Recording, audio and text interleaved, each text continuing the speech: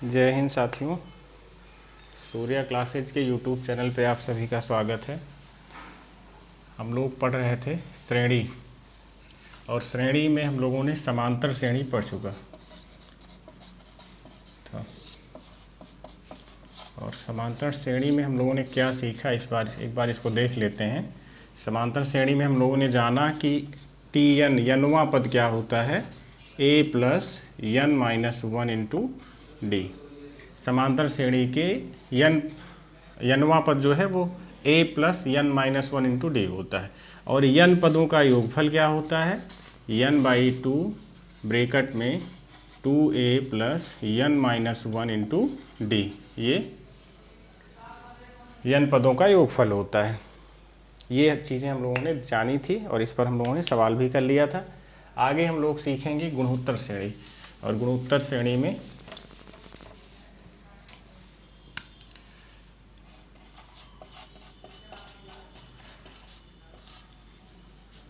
गुणोत्तर श्रेणी जैसा कि नाम से ही है कि गुणा किया गया होगा। और किससे गुणा किया गया होगा, समान अंक से। किससे, समान अंक से गुणा। ठीक है। अब जैसे कोई भी सीरीज है, 3 है, 3 त्रिक का 9, 9 त्रिक 27, 27 तियाँ 81। अब देखो 3 त्रिक का 9 गुणे 3, 9 त्रिक 27 गुणे 3, 27 तियाँ 81 गुणे 3, समान संख्याओं से गुणा किया गया है। तो ये सीरीज किस में है, गुणोत्तर श्रेणी में। ठीक है। अब इसमें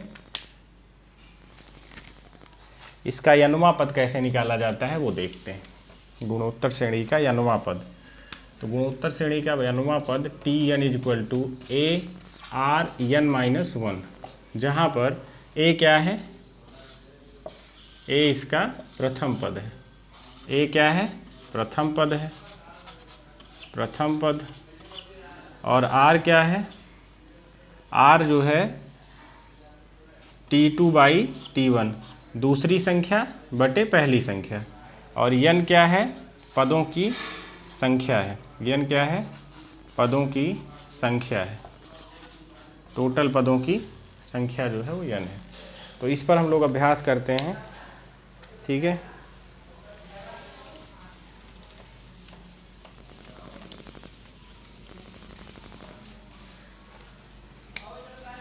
जैसे प्रश्न दिया गया है 18, 54, 162 का 20वां पद, 20वां पद क्या होगा, 20वां पद क्या होगा। जैसा कि देखिए इसमें 18 गुणे 3 54, 54 गुणे 3, 4 3 12 के 2, 5 3 15 1 16, 162। ठीक है। तो ये सीरीज जो है गुणोत्तर श्रेणी में है। गुणोत्तर श्रेणी का यनवा पद ज्ञात करने के लिए टी एन ए आर की पावर एन माइनस वन, यही फार्मूला होता है इसका, ए आर की पावर एन माइनस वन। अब इसमें देखिए पहला पद ए क्या है, ए क्या दिया गया है, 18 दिया गया है। ठीक है। यन क्या है, पदों की संख्या, कितना, कौन सा पद ज्ञात करना है, 20वां पद ज्ञात करना है। आर कैसे ज्ञात किया जाता है, T2 बाई T1, दूसरा पद बटे पहला पद, यानी 54 बटे 18। ठीक है। 18 तियाँ 54, 3 आया। आर की वैल्यू क्या आई, 3 आई। ए क्या है 18, आर क्या है 3 गुणे 3। ठीक है। और एन क्या है 20 माइनस 1। ठीक है। यानी 18 गुणे 3 की पावर कितना, 19 ना। 18 को ऐसा भी लिख सकते हैं 2 गुणे 9 गुणे 3 की पावर 19। और 9 क्या है, 9 को कह सकते हैं कि 3 की पावर 2 ना, ऐसा कह सकते हैं 9 को। तो देखते हैं 2 गुणे 3 की पावर 2 गुणे 3 की पावर 19, 2 गुणे, अब पावर जुड़ जाएगी, बेस समान है तो पावर जुड़ जाती हैं। 19 और 2 21, 3 की पावर 21, यही इसका क्या होगा, 20वां पद होगा। ठीक है। इसका 20वां पद होगा।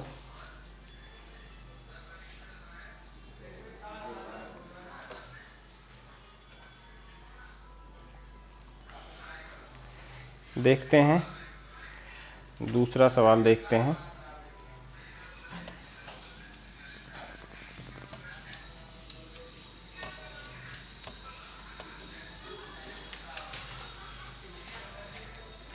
किसी गुणोत्तर श्रेणी का प्रथम पद, प्रश्न दिया गया है किसी गुणोत्तर श्रेणी का पहला पद 16, पहला पद क्या दिया गया है, 16 दिया गया है और सार्वनुपात 2 है तथा सार्वनुपात 2 है। श्रेणी का n वां पद बताइए, n वां पद बताइए। देखते हैं, n वां पद ज्ञात करने के लिए फार्मूला होता है Tn a r की पावर n-1। ठीक है, देखते हैं। अब यहाँ पर a क्या दिया गया है, पहला पद a क्या दिया गया है, 16 दिया गया है। r क्या दिया गया है, सार्वनुपात 2 दिया गया है। ठीक है, चलिए a क्या है, 16 है, r क्या है, 2 है, 2 की पावर क्या, n-1, चूँकि n वां ही पद ज्ञात करना है, इसमें n की वैल्यू नहीं दी गई है हमको। ठीक है, तो 16 को लिख सकते हैं 2 की पावर 4 मल्टीपल ये है ही 2 की पावर n-1। अब चूँकि बेस बराबर है इसलिए पावर जुड़ेगी, तो 2 की पावर n-1 धन 4। ठीक है, क्या हुआ ये, 2 की पावर n+3, यही क्या आया, n वां पद आया इसका n वां पद यही आया।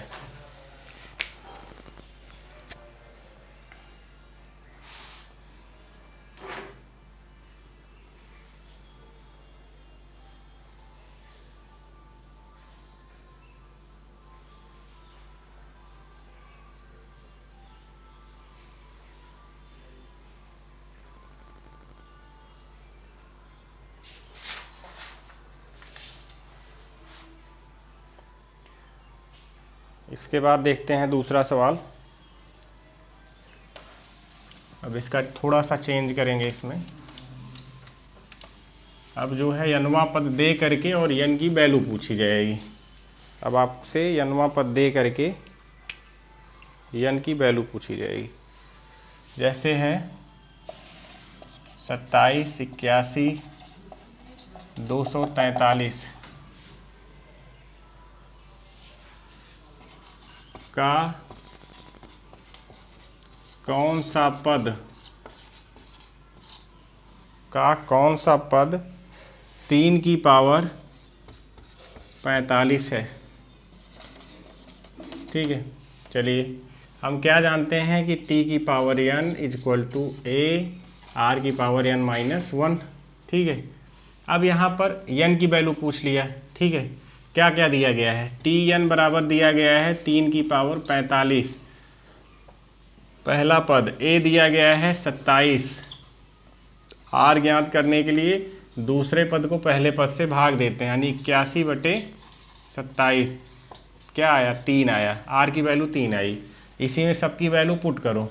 चलिए Tn की वैल्यू क्या दी गई है, 3 की पावर 45, 3 की पावर 45 बराबर a की वैल्यू क्या है 27 गुणे r की वैल्यू क्या दी गई है 3 की पावर n-1। अच्छा, 27 को ऐसा लिख सकते हो 3 गुणे 3 गुणे 3 बराबर 27 होता है, तो 3 की पावर 3 बराबर 27, ऐसा तो लिख सकते हैं ना। तो इसको करते हैं 3 की पावर 45 = 3 की पावर 3 मल्टीपल 3 की पावर n-1। जब बेस बराबर हो तो पावर जुड़ती हैं। चलिए 3 की पावर n-1 + 3, ऐसा तो करेंगे, इधर 3 की पावर 45 है। ठीक, यहाँ पर 3 की पावर 45 = ये जुड़ जाएगा तो 3 की पावर n+2 आएगा ना। यहाँ तक कोई दिक्कत। अब जब दोनों तरफ बेस बराबर हैं तो घातें बराबर होंगी। ठीक है, यानी क्या आएगा, n प्लस 2 इजक्वल टू 45, ठीक। तो n इजक्वल टू 45 माइनस 2 अर्थात n इजक्वल टू 43। इसका कौन सा पद है, 43वां पद है, जिसका मान 3 की पावर 45 है, ठीक है। इसको फिर से एक बार देखते हैं, क्या दिया गया है, 27, 81, 243 का कौन सा पद 3 की पावर 45 है, 3 की पावर 45 है, ठीक है। तो अब देखिए इसमें क्या क्या हमको दिया गया है।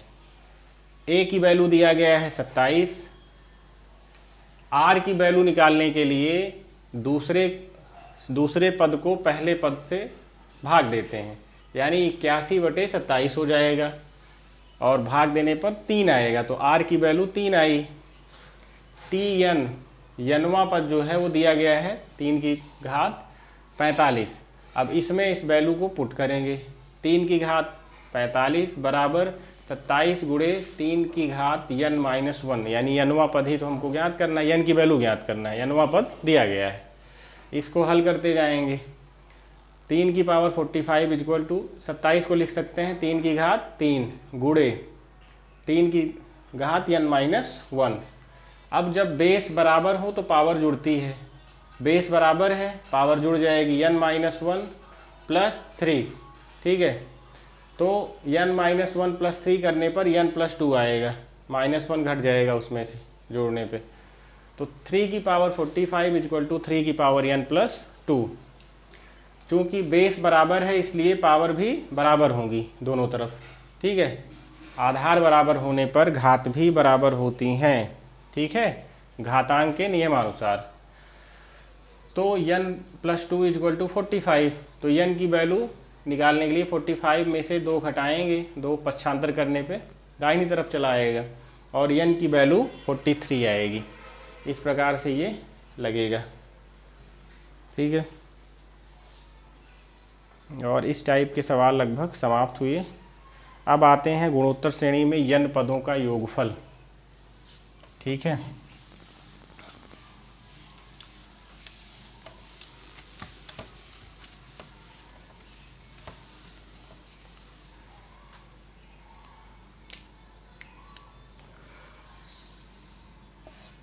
गुणोत्तर श्रेणी में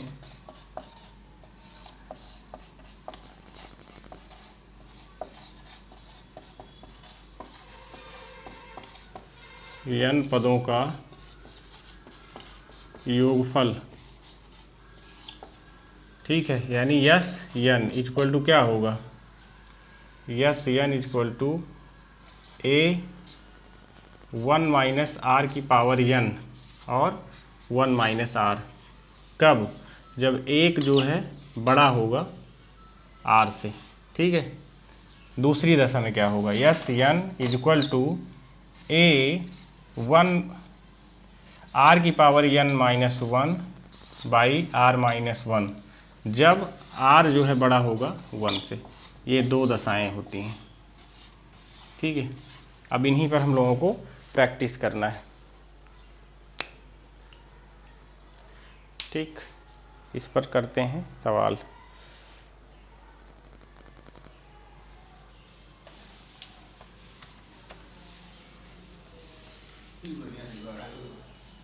क्वेश्चन देखते हैं, 5, 30, 5 छंग 30, 6 18, 180 के 25 पदों का योग बताइए, के 25 पदों का योग बताइए। अब देखिए यहाँ पर आपको सीरीज नहीं दी गई है कि कौन सी श्रेणी है ये, तो सीरीज ज्ञात करने के लिए आपको तुरंत सोचना चाहिए। देखिए 5 छंग 30 गुणे 6 हो रहा है, ठीक है, और 3 छंग 18, 180, यानी 6 का गुणा हो रहा है, समान समान से गुणा हो रहा है। अगर समान से गुणा होगा तो गुणोत्तर श्रेणी, और समान का योग होगा तो समांतर श्रेणी, ठीक है, यही इसका तरीका है। अब देखते हैं, 25 पदों का योग ज्ञात करना है और हम जानते हैं कि S n equal to a 1 minus are की power n by 1 minus r, ऐसा फार्मूला होता है। ठीक है, ये यहाँ पर देखिए ए की वैल्यू क्या दी गई है, ए की वैल्यू दी गई है 5, ए की वैल्यू 5 दी गई है। और क्या चाहिए हमको, n की वैल्यू, n क्या दिया गया है 25 पदों का योग हमको बताना है। ठीक है, r की वैल्यू निकालने के लिए हमने बताया था कि दूसरे पद को पहले पद से भाग दे देते हैं, यानी 30 को 5 से भाग देंगे और 6 आएगा। ठीक है, 4वां अनुपात है ये। ठीक, अब इसमें वैल्यू रख दीजिए, यस 25 हमको बताना है। ठीक है, 25 पदों का योग, ए की वैल्यू क्या है 5 है, 1 माइनस आर की वैल्यू क्या है 6 है, कितने पदों का बताना है 25 पदों का। ठीक है, बाई 1 माइनस आर की वैल्यू क्या है 6 है। ठीक है, अब देखिए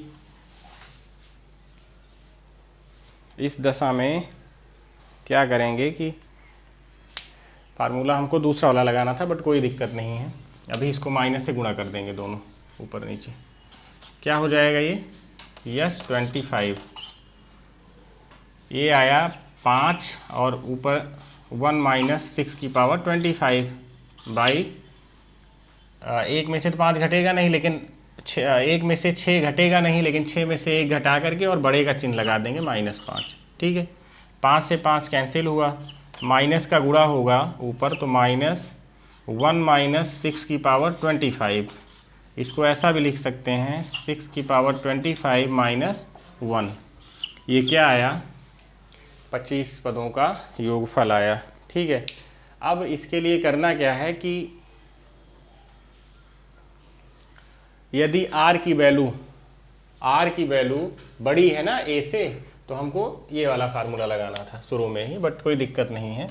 r की power n minus 1 a r minus 1, ये वाला देखिए a की वैल्यू 5 है और r की वैल्यू 6 है, तो 6 बड़ा है ना, तो पहले बड़ा वाला रखेंगे।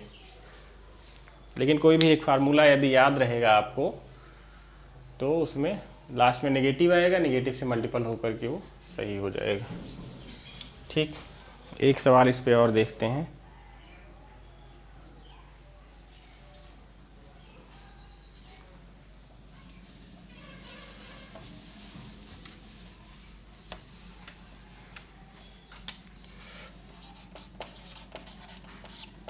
प्रश्न है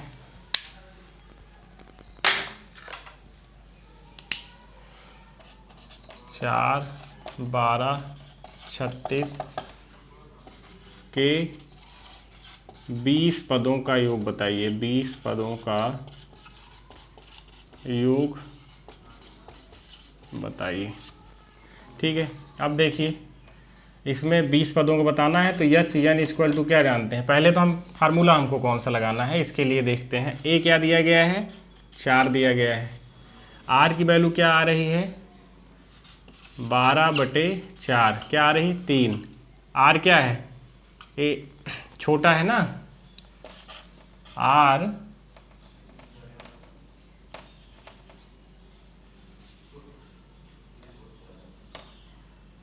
उसके बाद n पदों की संख्या क्या है 20 है। अब देखते हैं कोई भी एक फार्मूला लगाते हैं, यस n इक्वल टू क्या होता है a r की power n minus 1 by r minus 1। ठीक है, ये r की वैल्यू यदि 1 से बड़ी है, r की वैल्यू 1 से बड़ी है तो ये वाला फार्मूला लगेगा।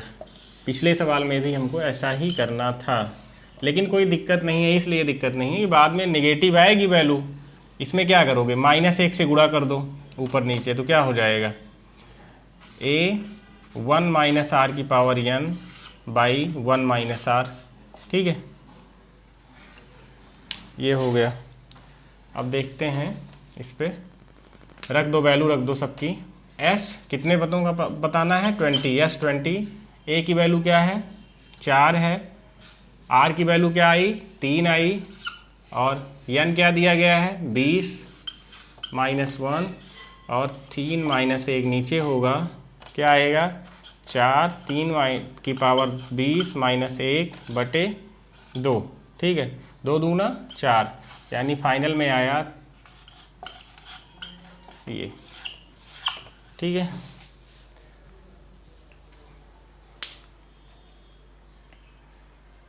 इसको एक बार और देखते हैं।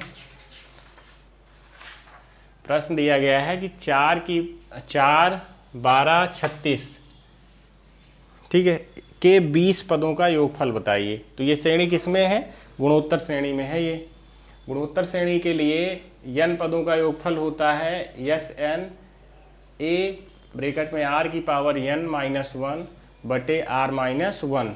इसमें a की वैल्यू क्या है? 4 है, रखेंगे। r की वैल्यू क्या आई है?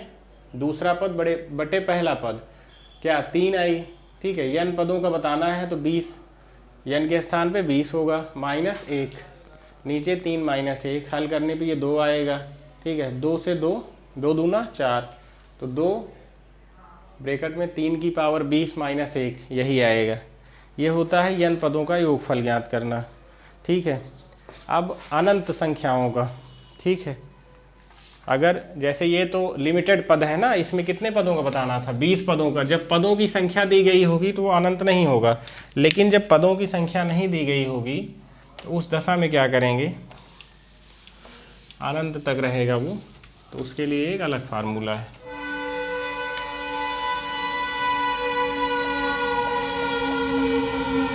गुणोत्तर श्रेणी के अनंत पदों का योगफल, अनंत पदों का योग, यस इन्फिनिटिव क्या होता है? a बाई 1 माइनस r, यही होता है। ठीक है, ये होता है अनंत पदों का योगफल। अब एक इस पे कैसे लगेगा देखते हैं। जैसे कोई भी क्वेश्चन है 1 प्लस 1 बाई 2 प्लस 1 बाई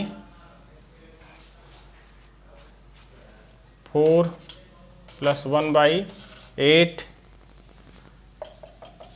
कि अनंत पदों का क्या बताना है? योगफल बताना है। अब देखिए यहाँ पर 1 था, ठीक है, 1 कितने से गुणा हो रहा है प्रति में? गुणे 1/2, गुणे 1/2, गुणे 1/2। ठीक है, सब में 1/2 से गुणा हो रहा है, यानी ये गुणोत्तर श्रेणी में। ठीक, अब देखते हैं क्या होता है। ए क्या दिया गया है? इसमें 1 दिया गया है। आर की वैल्यू निकालने के लिए दूसरा पद बटे पहला पद, 1/2 बटे 1 बराबर 1/2 ही आएगा। ठीक है, आर की वैल्यू क्या आई? 1/2। अनंत पदों का बताना है। अनंत पदों के लिए फार्मूला होता है a बाई 1 माइनस आर। ए की वैल्यू 1 है, 1 माइनस 1 बाई 2। ठीक है, क्या होगा? 2 1 कम 2, 1/2 1 कम 2 माइनस 1, 1/2 बराबर क्या है? 2। अनंत पदों का योगफल क्या होगा? 2 होगा। ठीक है, इस पर एक सवाल और करते हैं, फिर गुणोत्तर श्रेणी को रफली एक बार समझाते हैं। गुणोत्तर श्रेणी में हम लोगों ने क्या क्या देखा।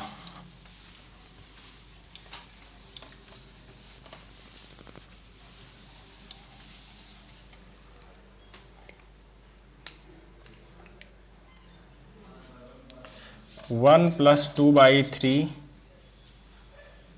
प्लस 4/9 प्लस 8/18, 8/27, 3 से गुणा हो रहा है ना,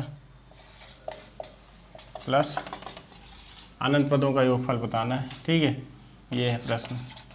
अब क्या होता है? अनंत पदों का योगफल होता है S infinity a by 1 minus R, यही तो होता है। अब इसके लिए हमको a की वैल्यू चाहिए। a की वैल्यू क्या है? 1 है। r की वैल्यू निकालने के लिए दूसरा पद बटे पहला पद, यानी 2/3 आएगा। ठीक, चलिए करते हैं इसमें। a की वैल्यू क्या है? 1 है, माइनस 1/1 माइनस 2/3, तो क्या आया? 1/3 1 कम 3 माइनस इतना 1/3 आएगा। इसको हल करने के लिए एक बार पूरा कर देते हैं। इसको करेंगे 1/, ये करेंगे 3 माइनस 2/3। ठीक है, तो ये फाइनली आया 1/3। ठीक ठीक है, ऊपर जाएगा तो ये 3 बचेगा। ठीक, सिंप्लीफिकेशन में ये सारी चीज़ें और अच्छे से तैयार करवाई जाएंगी। ठीक, तो ये हो गया, इसमें 3 आएगा अनंत पदों का योगफल। ठीक है,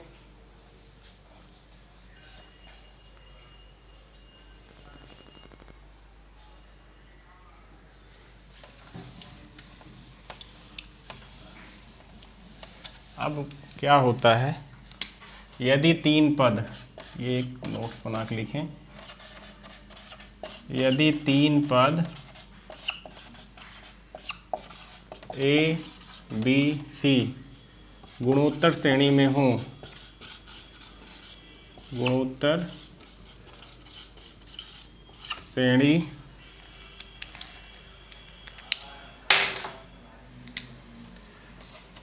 में हों तो क्या होता है, A B C in GP ना, सो बी स्क्वायर इक्वल टू ए सी, या फिर बी बराबर अंडर रूट ए सी। ठीक, यही होता है। ठीक, हम लोगों ने गुणोत्तर श्रेणी देख ली। अब एक आता है हरात्मक माध्य। हरात्मक माध्य, हरात्मक माध्य जल्दी से देख लेते हैं, इसमें कुछ है नहीं विशेष।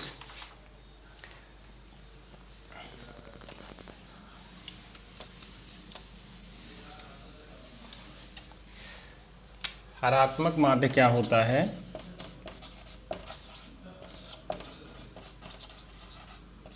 हरात्मक माध्य बराबर 1 बटे समांतर माध्य। ठीक है, मतलब ये कि हरात्मक माध्य निकालने के लिए पहले समांतर माध्य निकालो और उसका उल्टा कर दो। ठीक, अब जैसे इसका n पद ज्ञात करना है, हरात्मक माध्य का, हरात्मक माध्य का n वां पद, हरात्मक माध्य का n वां पद बराबर 1 बटे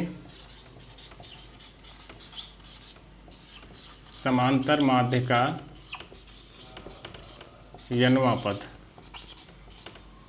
ठीक है, n वां पद। हरात्मक माध्य निकालने के लिए समांतर माध्य का उल्टा कर दीजिए, वो सारी चीज़ें हरात्मक माध्य पर लागू होती हैं। ठीक है, अब देखते हैं, इसके लिए एक क्वेश्चन देखते हैं।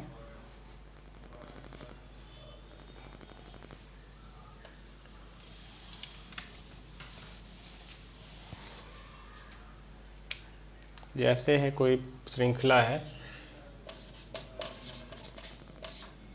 1/7, 1/11, 1/15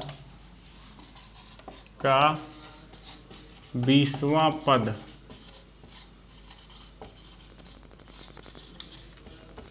क्या होगा, 20वां पद क्या होगा। देखिए 7 4 11, 11 4 15, यानी ये बटे के नीचे देखो 1/7, 1/11, 1/15। ठीक है, 1/7, 11, 15, ये किस में है, समांतर माध्य में है एक प्रकार से ना। चलिए, इसका हरात्मक माध्य निकालने के लिए, हरात्मक माध्य बराबर 1 बटे, ठीक है, समांतर माध्य क्या होता है, a plus n-1 into D, यही तो होगा। और हरात्मक श्रेणी का n वां पद है ना, इसको ऐसा करो, हरात्मक श्रेणी का n वां पद। ठीक, ये हो गया, ये भी नहीं चल रहा है। ए क्या है, ए क्या है, 7 है, n वां पद यानी 20 पद है, 20 माइनस 1। और डी क्या है, 7 4 11 में से 7 घटाएंगे कितना आएगा, 4 आएगा, 4 है। ठीक है, 1/7 प्लस ये 19, ठीक है, 19 19 चौक 76। ठीक है, और 76 1/83 आएगा, 1/83 क्या आएगा, इसका समांतर माध्य आएगा। वो यनवा पद आएगा। अब इसका हरात्मक माध्य क्या होता है ये भी देख लेते हैं, ठीक है, जल्दी से। हरात्मक माध्य क्या होता है ये भी देखते हैं, हरात्मक श्रेणी का।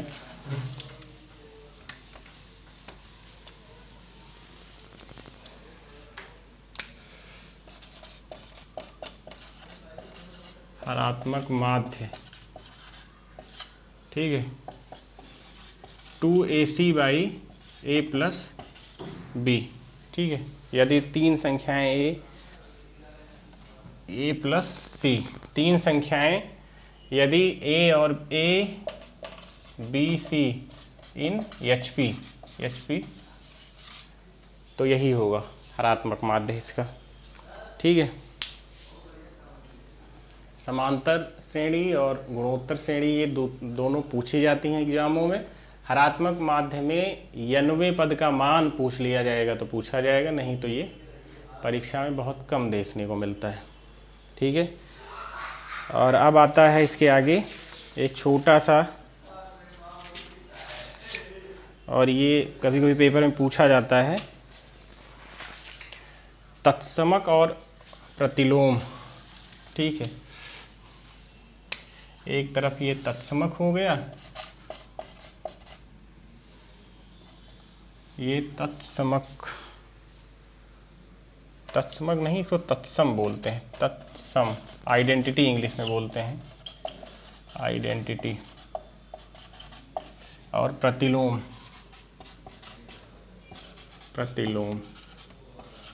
यानी इनवर्स, ठीक है।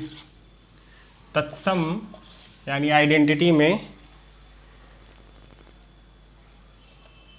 इसको बोलेंगे तत्समक, वही बोलते हैं शायद, आइडेंटिटी ही समझो, इसको बोलेंगे तत्समक ही, तत्समक,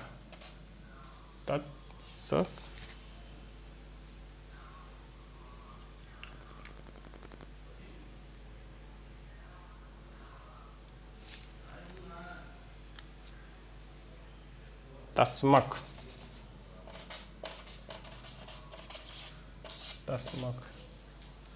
ठीक है। इसमें क्या होगा, तस्मक में आइडेंटिटी में उसमें ऐसी संख्या जोड़ेंगे या फिर गुणा करेंगे तो उसके मान में कोई परिवर्तन ना हो, मान में परिवर्तन नहीं होना चाहिए, परिवर्तन नहीं होना चाहिए, ठीक है। तत्समक में क्या होगा, मान में कोई परिवर्तन ना हो। जैसे अब देखते हैं योगात्मक तत्समक क्या होगा, 0 होगा। किसी संख्या में 0 जोड़ेंगे कोई प्रभाव नहीं पड़ेगा। गुणात्मक तत्समक क्या होगा, 1 होगा। किसी संख्या में 1 से गुणा करेंगे कोई प्रभाव नहीं पड़ेगा, ठीक है। ये दोनों चीज़ें हैं। अब आता है प्रतिलोम यानी इनवर्स, ठीक है। कोई भी संख्या दी गई उसका व्युत्क्रम कर दो, ठीक है। और इसका मान 0 होना चाहिए। मान क्या आएगा, मान 0 या 1 होगा। 1 गुणा में 1 आएगा और उसमें 0 आएगा योग में। जैसे योगात्मक में क्या करेंगे, योगात्मक प्रतिलोम, ठीक है। जैसे a है तो a का योगात्मक क्या होगा, a का योगात्मक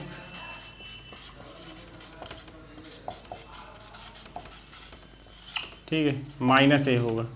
और a का गुणात्मक प्रतिलोम, जैसे a है, a का गुणात्मक 1/a, ठीक है। यहाँ पर अब जैसे a में -a जोड़ेंगे तो 0 आएगा और a में 1/1 का गुणा करेंगे तो 1 आएगा। यानी प्रतिलोम में, योगात्मक प्रतिलोम में 0 आएगा मान और गुणात्मक प्रतिलोम में 1 आएगा। उसी प्रकार तत्समक में नो चेंजिंग, मान में कोई प्रभाव नहीं होना चाहिए। ठीक है, ये चीज़ें थी। और इस पर भी अभ्यास, इसके साथ में एक छोटा सा टॉपिक छूट रहा है और उसको अभी एक लेक्चर ले लिया जाएगा, उसके बाद इस पर प्रैक्टिस करी जाएगी अब। ठीक है, और प्रैक्टिस सेशन में पूरा नंबर सिस्टम आपका कंप्लीट कर लिया जाएगा। प्रैक्टिस के लिए क्वेश्चन जो है आपको टेलीग्राम चैनल पे मिलेगा और यहाँ पर केवल और केवल प्रैक्टिस करवाई जाएगी, क्योंकि क्वेश्चन लिखने पर काफ़ी समय चला जाता है तो वो हो नहीं पाएगा अच्छे से। सूर्या क्लासेज के टेलीग्राम चैनल पे आप लोगों को इसका वो मिल जाएगा PDF नंबर सिस्टम का। ठीक है, तो अब नंबर सिस्टम का प्रैक्टिस चलेगा। ठीक है, और प्रैक्टिस में 2-3 क्लास चलेगा कम से कम, और मिनिमम 1-1 घंटे का, या फिर एक बड़ी क्लास लेके इसको ख़त्म किया जाएगा। इसके बाद हम लोग पढ़ेंगे LCM और SCF। ठीक, ओके, ऑल द बेस्ट।